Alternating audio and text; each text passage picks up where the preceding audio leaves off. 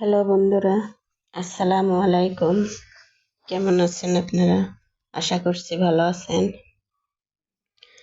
আজকে সকালবেলা আমি যে নাস্তা বানাইলাম, প্রায় প্রতিদিনই রুটি বানাই।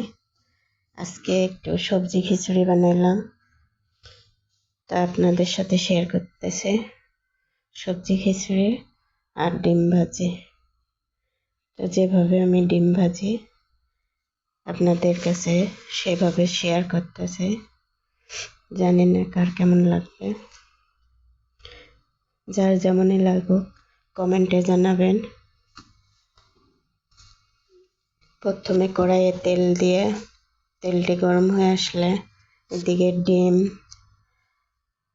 পেঁয়াজ, কাঁচামরিচ, হলুদ, লবণ দিয়ে মাখিয়ে রাখছিলাম, অর্থাৎ ডিমটি গুলাইয়ে রাখছিলাম।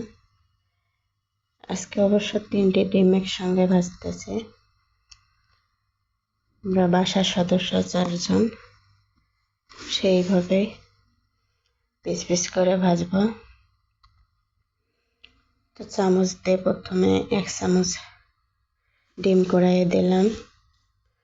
অপর পাশে ডিমটি লাল হয়ে আসলে উল্টায় দিয়ে দেব। এরপরে এই পাশে একটু মচমচে হইলে মাঝখান দিয়ে পিস করব। তো ডিমটি আবার এইভাবে ডিম ভাজি আমি বেশিরভাগ এরকম করে ভাজা পড়ে। যাই হোক, ডিমটি পিস পিস করার পর উঠাই নেব। আর সকালবেলা বাসায় সিম, গাজর এগুলো ছিল, মোটামুটি আলু, ডাল, আতপ চাল, এগুলো সব থাকলে আমি সব কিছু দিয়ে খিচুড়ি বানাই।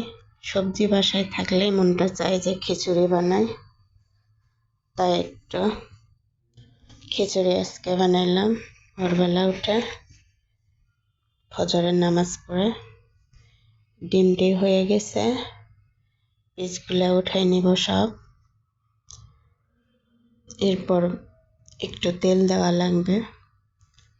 পোস্ট করলে অত তেল লাগে না, অল্পতে হয়ে যায়, কিন্তু ডিম ভাজিতে একটু তেল লাগে। আমি বেশিরভাগ সরিষার তেল দিয়ে ডিম ভাজি, ডিম ভাজিটা মচমচে হয়ে যায়। যাই হোক, এবার বাকি ডিম গুলানোটা কড়াইয়ের মধ্যে দিয়ে দেব।